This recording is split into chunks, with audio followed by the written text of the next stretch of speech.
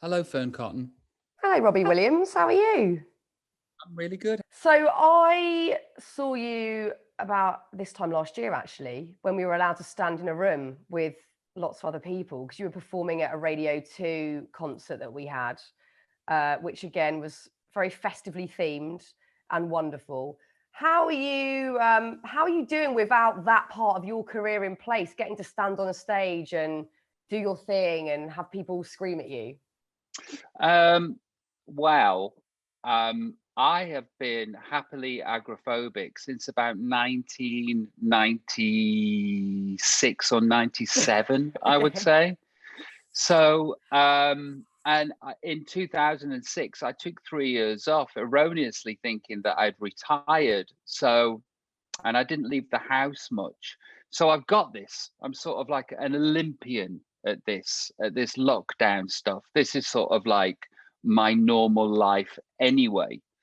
That being, I get to spend so much time with the kids, which is incredible. But the thing that I am missing most, we were talking briefly before the podcast started, I've got so many ideas that I want to implement.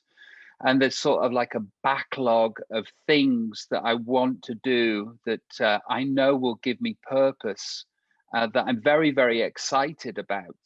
And that bothers me. It bothers me. And I sort of probably think about it once or twice a day, the sort of um, biting at the bit to get going and then realize that I can't. Um, I know an awful lot of people out there are having a horrendous lockdown and a horrendous COVID period. I understand that and I get it. It's like I haven't seen my dad since February. I haven't seen my mum since January. My mother-in-law has got cancer. She's coming through that. She's going to be okay. Praise the Lord, touch wood. So we're dealing with our own stuff. But personally, for me, I'm loving the time with the kids. I just can't wait to be able to get back to work and start the process of implementing these dreams that I have.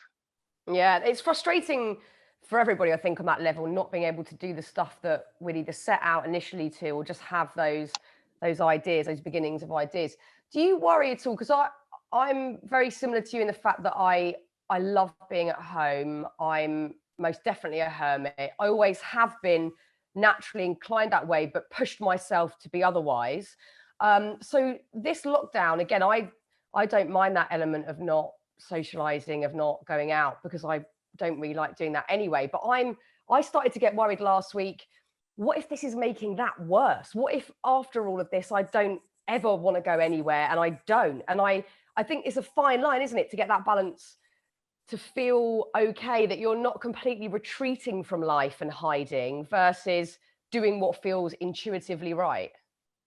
Well, I think that if you eat right, get enough sleep, and do enough exercise, and you're surrounded by people you love, and you have a job now that suits you and your sensibilities, why would you want to go back out into the world? Well, true. What's the point? Mm, We've been there and we've seen it. yeah. I know that sounds kind of sort of like counterintuitive, especially for people who are uh, inclined to isolate, which isn't the best for their mental health. Yeah. But like I say, if you're eating well, sleeping well, exercising, surrounded by people you love, what else do you need?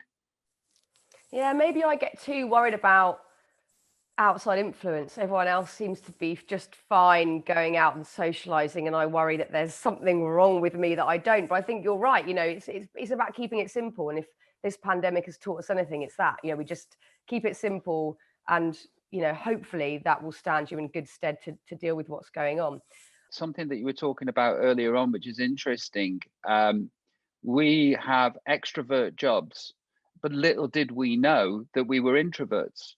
So, and you can only find that out with experience. And it's a round peg, square hole, because you spend these 3, 4, 5 years in the entertainment industry doing the job that we have, not understanding why I'm expecting myself to be this kind of gregarious introvert, but it's not happening. And if you are sort of unconscious and not aware of your own abilities, or you judge your own disabilities, as it would seem, it can be very frustrating and a very confusing time.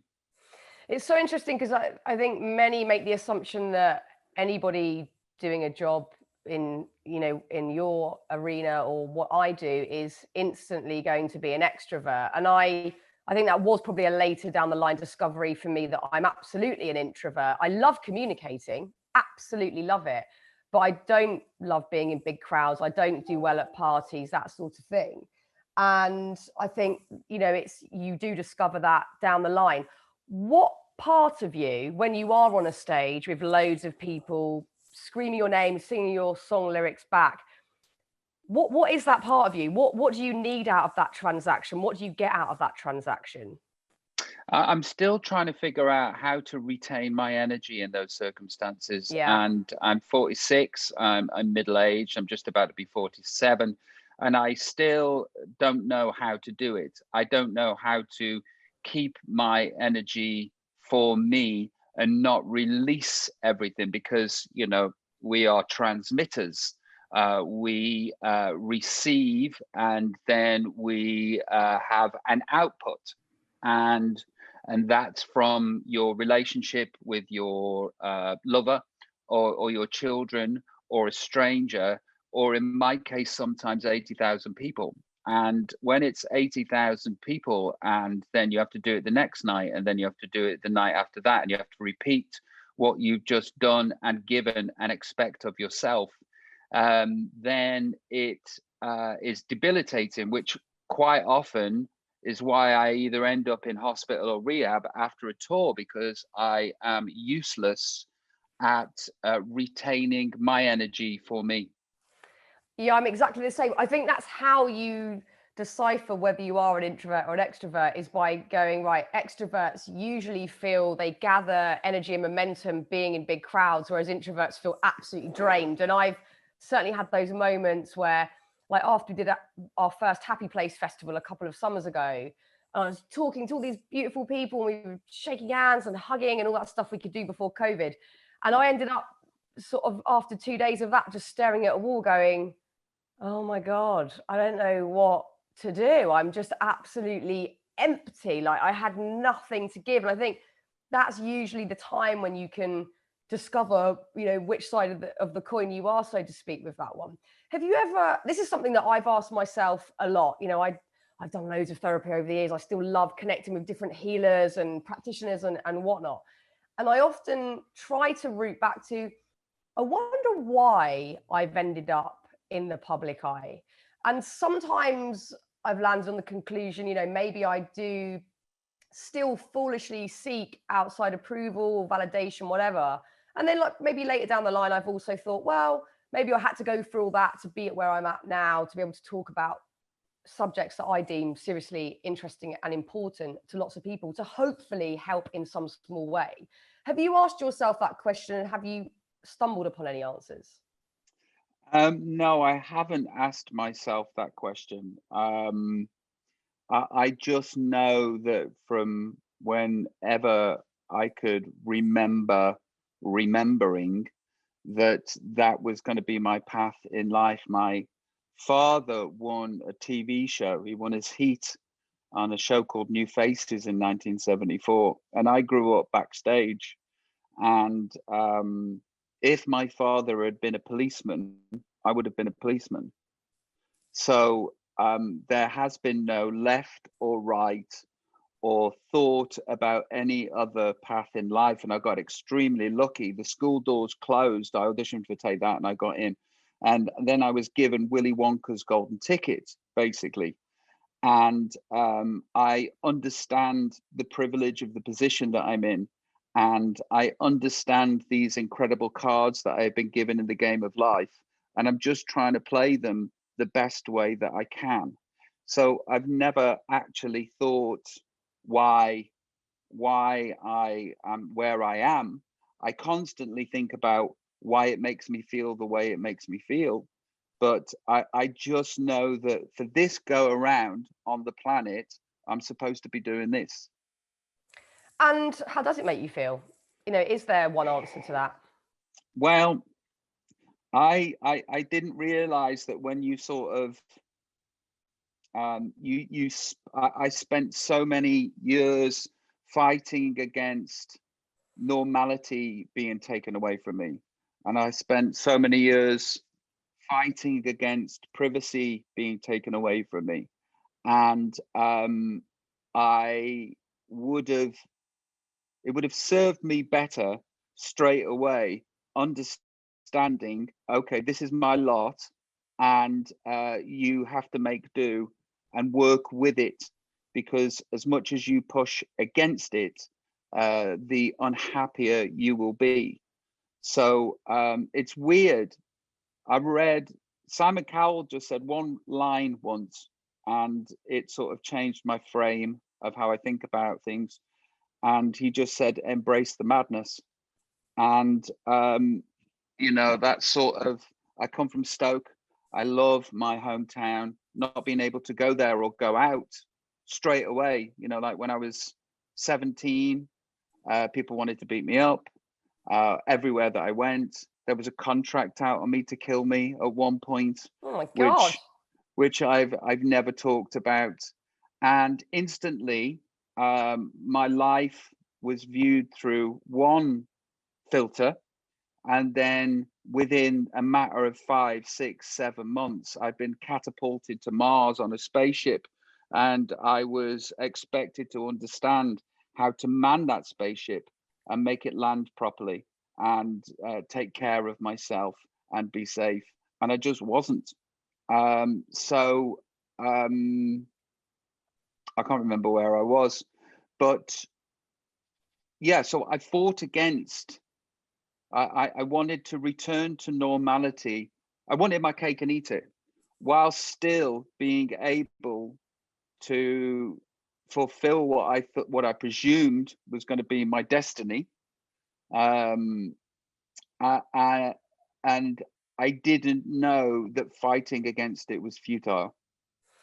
Yeah, I mean, we've talked about this a lot on the podcast about just the notion of resistance to anything, and that being unhappiness, you know, rather than, like you say, with Simon Cowell's words, embracing the madness, because butting your head against it isn't going to bring you any inner peace. How have you done that? How have you embraced the madness? What has that required? Well, it does help that I'm in a beautiful relationship with a wonderful person, you know, so I have this anchor and safe place. You know, I have my happy place to build from. When it was just me being a man child going around the world and behaving the way that a man child behaves, I didn't have the tools or the safety net to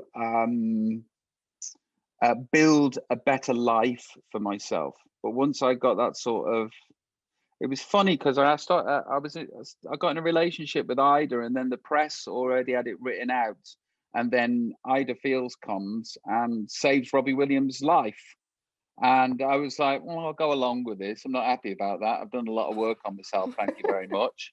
But if that's the sort of script that's being, I'll go with it. But now, if I look back at it, it's true, you know. And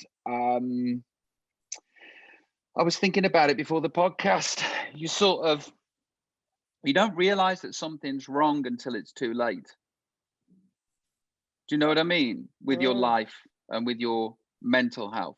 Yeah. And basically, for me, what happened was a brick wall was started to being built mentally, and then you only realize that you're underneath this brick wall when this factory has been built on top of you. And by the time you realize that that's happened, it's like having to run a marathon with a broken leg. because you are so far down that you cannot pull yourself out, because you have no capability to do that, because you've built this factory on top of yourself. You've allowed it to happen through maybe no fault of your own, but that's what you have to deal with. And when you are underneath this factory, this analogy that I'm using right now, what you need to do is better self-care. But when you don't care about yourself, it's impossible to do better self-care, because you're so far away from being the person that you need to be, that will nurture yourself and give yourself nutrients, that it seems like an impossible task. And indeed, it kind of was. It's an impossible task to sort it out within weeks. It's an impossible task to sort it out within months. And most of the time, it's an impossible task to sort it out within years. I think self-loathing has a lot to do with all of our problems, and you just touched on it there by talking about self-care and perhaps your own personal reluctance to do that and to have that as part of your daily thinking, or just to be the foundations of where you're at in life. And it's something that I personally do a lot of work on, have been recently, really looking at that element, that part of me that I believe isn't enough, isn't good enough, has made too many mistakes, etc., and how that can really just make everything around me crumble. And like you say, if you're not doing the self-care bit, everything else goes to shit. And I realized that again. I always end up in this place where I'm like, why am I here again? Why do I feel like shit again? Why have I stopped looking after myself? And it's always due to this sort of omnipresent hum of self-loathing. Where are you at the moment with self-loathing versus self-appreciation, self-acceptance, whatever you want to call it?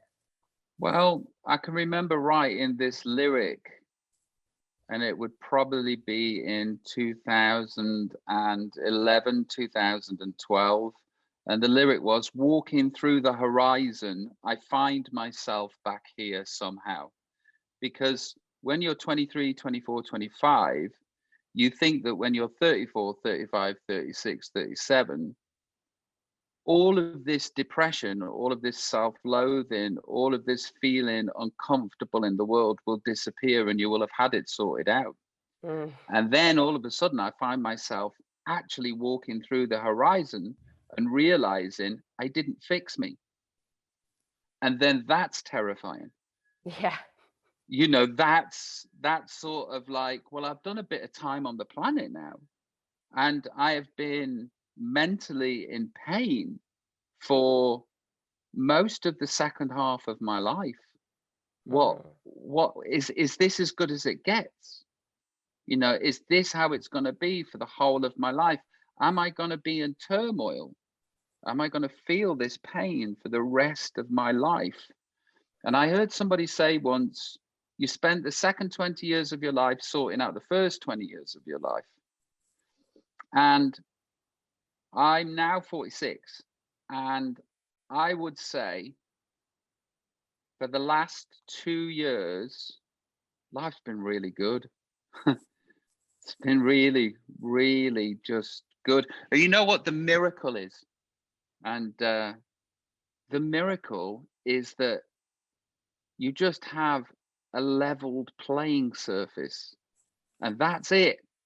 Yeah. There's no sort of, like, for me, those incredible MDMA highs, or that incredible cocaine high, or the steroid high, or the 80,000 people high, the thing that you feel as though you have to be the most wittiest, the most charming, the most handsome man in the room, the quickest, the fastest, the strongest.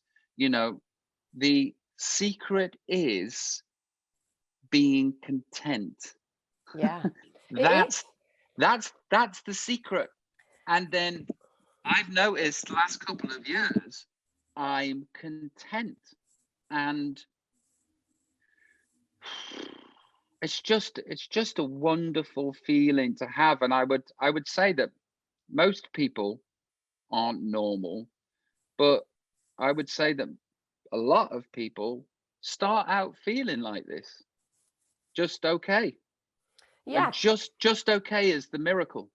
But the modern world doesn't necessarily promote that, because what we see more of today than we ever have, but it's, you know, it's been around for as long as people have been revered or famous or respected or whatever, is that we should seek it in other ways, by buying stuff, by acquiring a level of success, status, by having outwardly what looks like the perfect life. For you, it might have been previously to get a bigger fan base, to have a bigger audience, more people. And we all get tricked with that one today, probably due to social media. That's accentuated it all, that we can actually visualize a number on something. This many people liked this many people follow you. And we give that subconsciously this importance, that it means something. And like you say, rather than striving for those big highs or that outside adulation, to just feel okay is the aim, rather than to always have these huge expectations and then essentially to feel let down. At what point did you realize that reaching for that outside validation wasn't going to work anymore? Well, I sort of was gifted with the opportunity to reach the top of the mountain. Yeah. You know, at one point in my career, I sold the most tickets that anybody had sold in the history of music, you know, and also I'd got the biggest record contract that anybody had had in the history of music. And I wanted to kill myself, you know, so I had reached the top of the mountain. And I think the fallacy that we have of human beings as human beings is that if we just had this, this, and this, and this, everything would be all right. Yeah. Well, I got all of those. I got all the this, and this, and this. And I felt worse than I did when I was a 16-year-old who didn't have any of that. But it's so funny, because so much of what we see today in society still revolves around that false promise that we're going to feel different when we reach a certain milestone or certain things happen. But then, like you're just saying, you reach the top of your game, and we've seen countless beautifully talented people in all areas of work who have been renowned take their own life. So we know that it's not true, but we still place so much pressure on ourselves to do that, to try and feel better, rather than to, I guess, do the bit that's way harder, which is to do the inner work, to do the real tough, like inside stuff that takes time. It's not pretty, it's not sexy, it's not fun, but it is the bit that will get you to feeling okay. It's funny because also, you know, we all know that you've had this level of success and that you've had these accolades and awards and audiences, etc. Yet often when I hear you in interviews or I read about you, part of your sort of banter is to be quite self-deprecating still. And I was listening recently to your Adam Buxton episode, which was brilliant. I'm a fan of Adam's. It's a great podcast. But it's so interesting that you still feel there's a bit of you that has to prove yourself to others. And I so resonated with that side of you when I was listening, because I often still try to do that to people that I deem are cooler than me, are more sophisticated, or whatever I believe I'm lacking. And I have this thing, I desperately don't want people to still think I'm this fluorescent kids TV presenter as I approach 40. I want that sort of parked somewhat. So I desperately try and convince other people to think what I know. That you're a grown up. I'm a bloody grown up. I'm a sophisticated grown up. I am. I don't always act like it, but I bloody am. And it's so funny how I think we all do this in life. We try to prove to others who might not see the truth in us, you know, who we really are. And, you know, with someone like Adam, who is, you know, he's a cool guy. He's always been a cool guy. I will often in those situations hand over my power so easily, like have it all. I'll be so self-deprecating, you know, I'll say all the bad stuff about me before he does or whoever. And it's interesting that we do that. Do you recognize that in yourself? Do you know what bit of you is still looking for that acceptance or inner peace for you? See, it's not that I'm looking for any sort of grandiose ways to fill my narcissism and my ego. But if I am sniffed at, or if I'm smited, or if I'm made to feel less than, I want to kill somebody. And I actually will go out of my way, like somebody with a vendetta, to redeem myself in the person's eyes that has made me feel that way. Yeah, I mean, you did it in an absolute, in the most literal sense with Adam. He's someone that poked fun of you at the 90s, and then by the end of the podcast, you're mates. But I do think it's sometimes a shame that, well, why is it okay that Adam has that judgment of you? I like Adam a lot. I don't know him, but I'm a fan of him. But it's funny how we give people the power and we go, oh yeah, your judgment means more than my own perception of me. Because I know that feeling. I hate it when people are awful about me and I don't feel it's true. But sometimes we put so much effort into disproving what their beliefs are.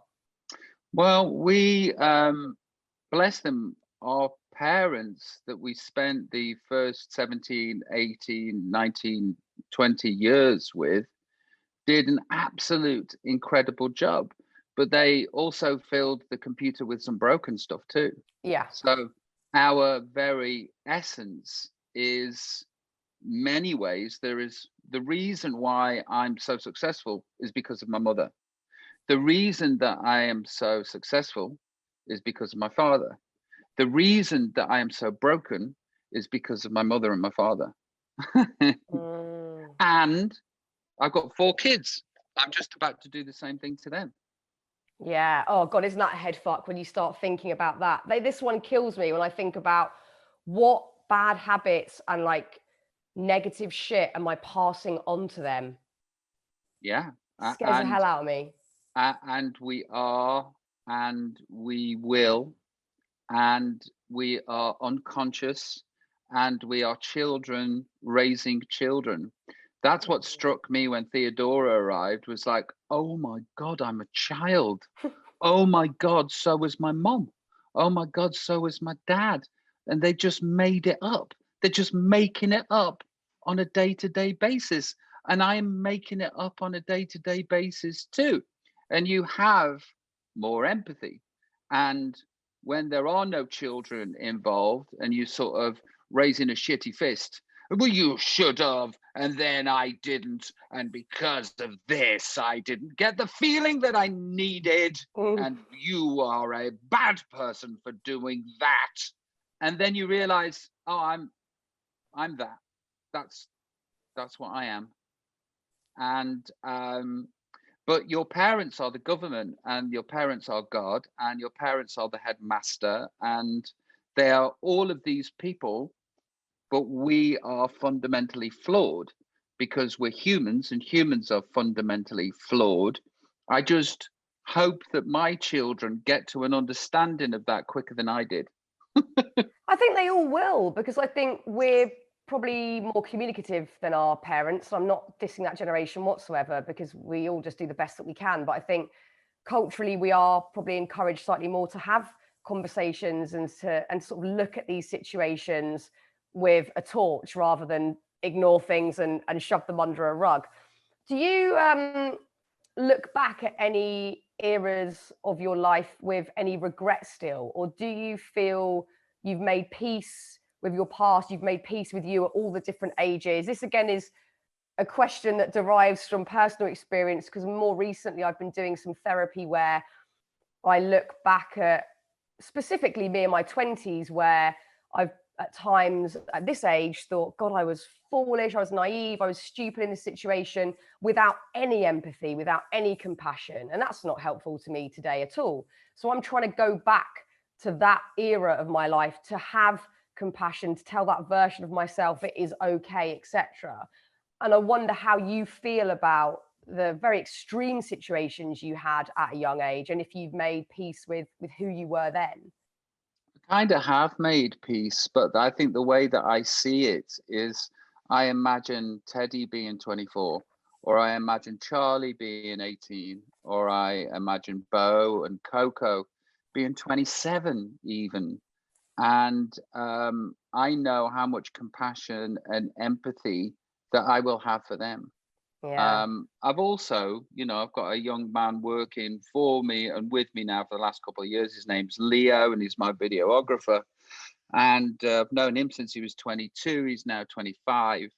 And I look at him and I go, what was I expecting of myself? Mm. What was I? It's like, somebody, I mean, I hope he doesn't mind me saying this, but like somebody finished with him a few years ago, called him a man child. And I was like, yeah, but you are, Mm. and so was I. It's like I was 21 years old and I was in the Groucho with all the great and good. I was 19 and I was at Glastonbury backstage with the great and good. And this whole intense spotlight was foisted upon me when I didn't have the tools to be able to deal with that stuff. And the truth of the matter is, nobody has the tools to deal with No. that stuff at any point during their life, especially at your formative years. There were too many fingers pressing too many buttons on my computer and it broke.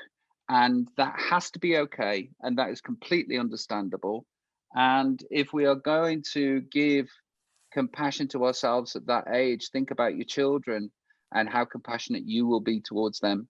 Yeah, I think that must contribute to your state of mind today greatly, to give you that sort of contentment, because you've done it. It's not easy. I don't think that's an easy thing for anybody to go back, and no matter how your life sort of turned out in your formative years, I think it takes a lot of work and a lot of compassion to go back and do it. And it's probably exactly why you feel so content today, which is a very beautiful thing. So let's talk about anxiety, because you've been beautifully honest in the past talking about anxiety and how it affected you. And a moment ago, you touched on that era of your life in 2006 where you did kind of hide away and you had a hiatus. You took that time out for yourself. How did that anxiety manifest? What was cognitively going on for you, or physically as well, I guess, because it's such a physical experience as well? I think that I was born kind of raw. I was born without the elastoplast on, and the world kept prodding this sort of gaping wound. It felt like I was the most sensitive person in the world. That's what it felt like.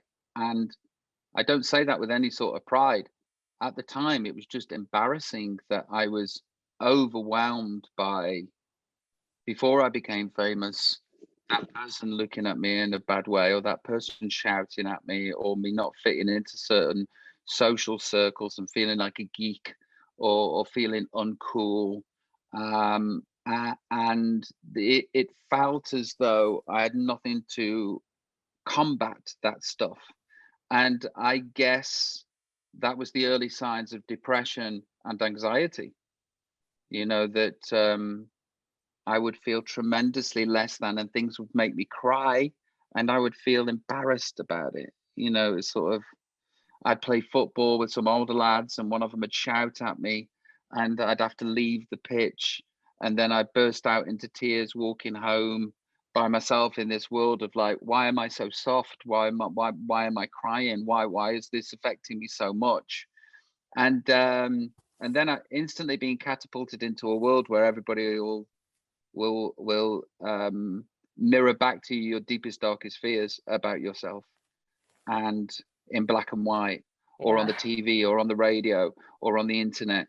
And everything that you think is bad about you as a person is actually then concrete because somebody spotted it.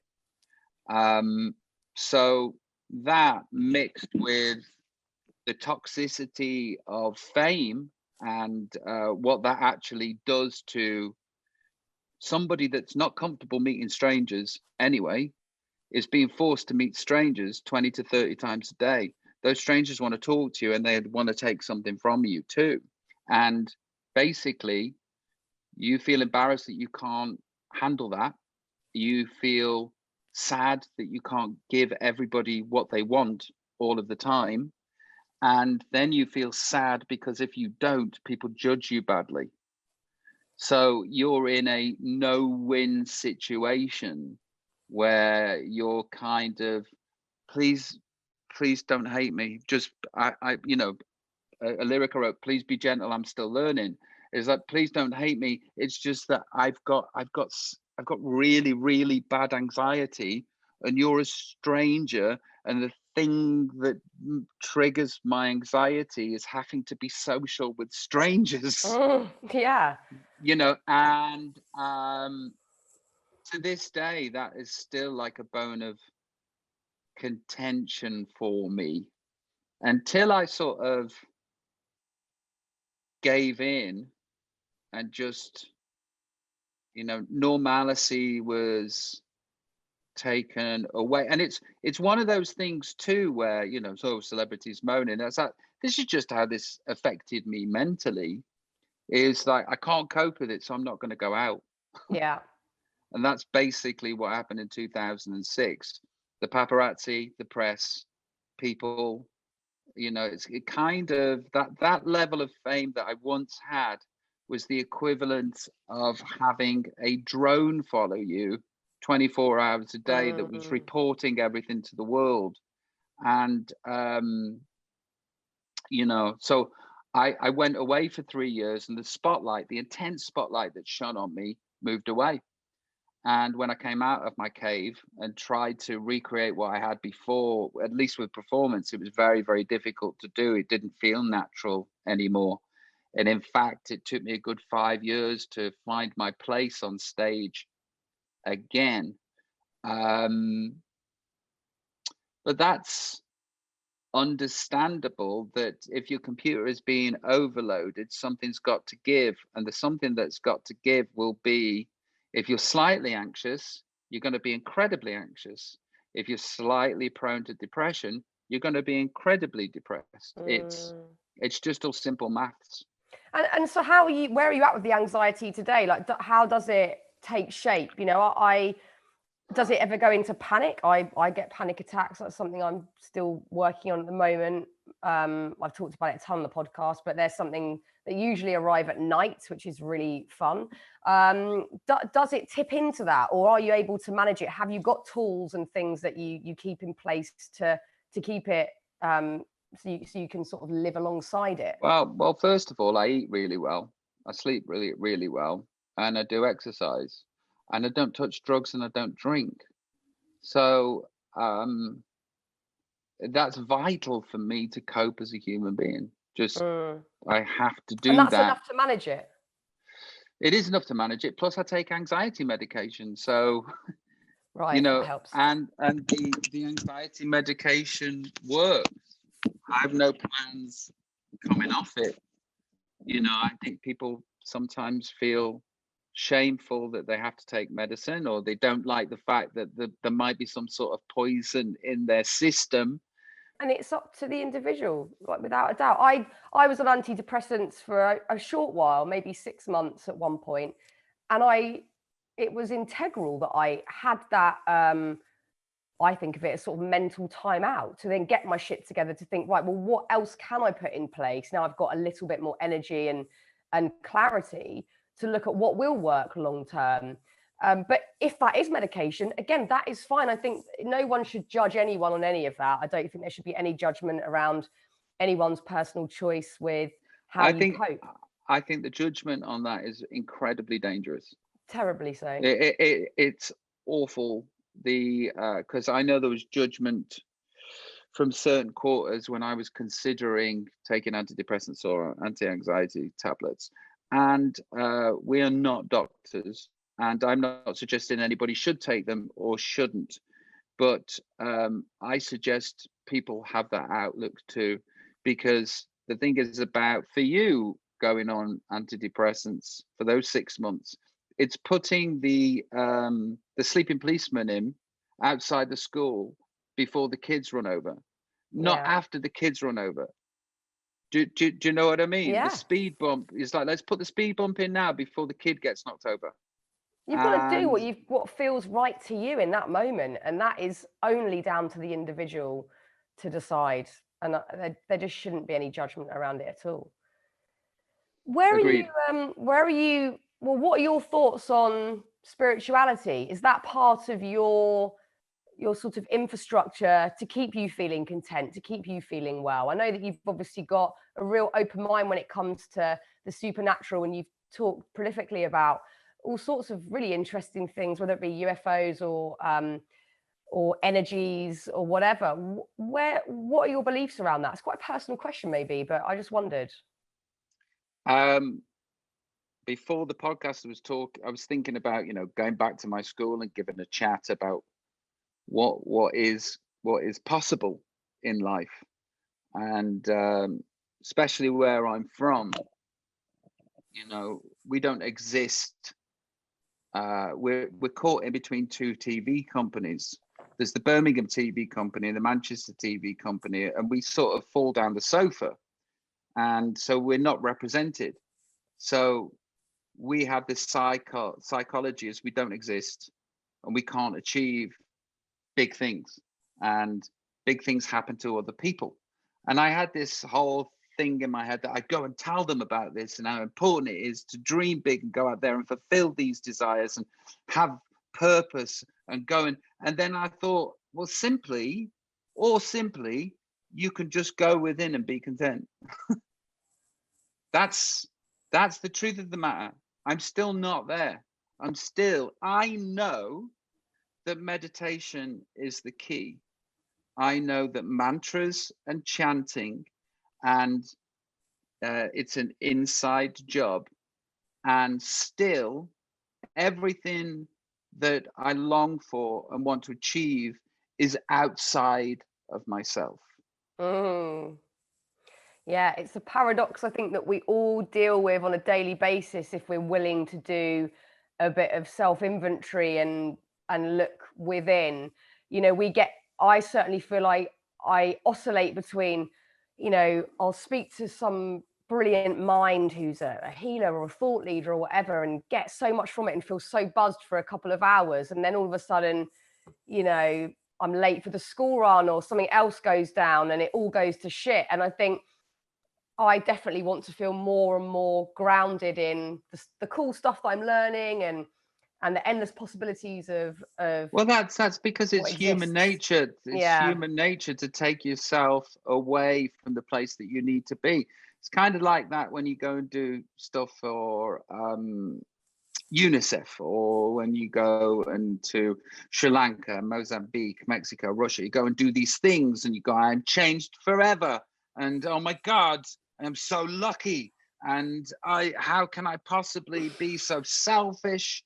And then you get on the plane, and why aren't the films working? The films were working on the way out. I was going to watch the Fast and the Furious 6, and now I can't watch the fucking Fast and the Furious 6. What is this kind of service? But there's that sort of, I think that's why people go to AA every day. Because every day is a blank slate where you wake up and you go, right, which wolf am I going to feed? Yes. And people need that sort of spiritual inventory and that sort of petrol station that they go into every day, because every day we're a brand new person. And it is so easy to be dictated to by materialism and Western ways of thinking, because that's how we have been created. We are children of that system. So of course that we're going to have a gravitational pull to everything that is outside of ourselves. And it can be as simple as, talking. I did a podcast the other day with the wife, and we're talking to a nurse, and these people are angels, and they do this service that's absolutely unbelievable. And it was another one of those occasions where I was like, I'm going to do this and I'm going to do that, and how selfish with the whole writing of the songs and the needing the acclaim. And then the podcast finished, and I had one of those Fast and Furious moments where I instantly forgot who I was 5 minutes ago. And what is your preferred way to get back to that way of thinking, where you do go within, where you do find that stillness, that quiet, you do lose the attachment to outside stuff? Do you have one particular thing you like to do? No, I'm very fortunate, because with my management that I've now had for over 25 years, I've always been with somebody that's an addict, somebody that's right next to me has been through what I've been through. So I there's no sort of like confusion about my isms at any given time. My wife's had so much therapy that she understands my nature. So I've got somewhere safe to go to. Does that answer the question? Yeah, it can be anything, can't it? It's talking to another human, it's going for a walk, it's meditate. I think it's whatever gets you back to that place of just feeling all right and not looking for the outside answers or the outside, peace. It's, whatever gets you to look in rather than keep looking out here all the time. It can be anything. I think the thing that the one thing I wake up and the addict wakes up before me, right? And it's like being an X-Man, right? You wake up and you have this beam coming out of your chest, and you have this beam that wants to seek and destroy, overcome, devour, take in, consume. And when I'm not drinking, taking pills, taking powder, doing all of that stuff, if I shine this beam correctly, I can achieve anything, and so I've been doing art. In lockdown, the first month of lockdown, I did 33 pieces, 8 hours a day. I wrote a dance album that's going to come out next year. I came up with 2 TV show ideas. I've written those 3 TV show ideas that I want to do. So if you can harness the power of your own destructive nature and shine it in the right way, it's so powerful. I love that. I think it is about that, isn't it? Harnessing whatever that energy is, whether you deem it to be negative or positive, and just putting it in the right place. How are you, therefore, with rest? I'm awful at resting, awful at relaxing. I always want to be achieving, or even if it's a tiny thing like cleaning out a room or whatever. I'm so bad at stepping away from that and doing nothing, which is so important, that idleness. How are you with that? I was about to put a negative word on what I'm like, and that negative word would be selfish. But I also think that could be self-care too. It's like I know where I've been. I know how overpowered I felt. I know the hellish days and nights that consumed my soul. I know I don't want to return back there. And I will do everything possible in my means to be able to play on this level playing surface. So in short, I'm really good at resting and taking what I need. And it doesn't take much to put me off kilter. Like sort of doing promo where I have to go do a breakfast show and I have to be up at 5 o'clock and I'm on the breakfast show at 7 o'clock. The rest of the day, it might as well be 1995 and I'm in complete and utter depression. So I know how brittle this is. I know what I need to do to give myself the nutrients to not revert back to the person that I was, who's there waiting for me outside this door right now. Yeah, I don't think it's selfish at all, because you're doing yourself and everyone in your lovely inner sanctum a favor by staying on form and staying content and staying balanced. I think it's a really important lesson to learn, to set those boundaries and to do what works for you. Amen. Amen. Well, look, Robbie, it's been so lovely catching up with you. So nice to talk to you. I'm so glad that you're in such a good space and you've had all this creativity during lockdown. It's so wonderful to hear. And thank you for coming on Happy Place. Absolute pleasure. And I'm thrilled about the success of your happy place, and the fact that you get to do a festival, and the fact that you get to do it off your own back, and you don't need to be beholden to anybody. I feel joyous for you that you're achieving that. And without all of those hideous insecurities that we have, neither of us would be in the places that we are. So God bless our insecurities. Yeah, it's a big fat juicy silver lining that you've got to always feel grateful for. It's a good thing. Thank you, Rob. All right, loads of love, darling. Be well. Cheers, and you. Bye.